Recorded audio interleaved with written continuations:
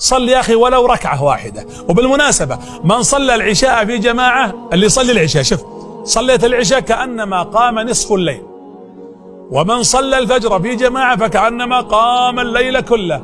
طيب ايش رأيك لو صليت العشاء في جماعة والفجر في جماعة وقمت الليل؟ وش يكون لك من الفضل والأجر الشيء الكثير. قيام الليل فعلا مطردة لكل داء على هذا الجسد. اللهم اجعل هذه الهدايا لباس عافية وصحة وتوفيق لكل مسلم ومسلمة يا رب العالمين. وصلى الله على محمد وآله وصحبه.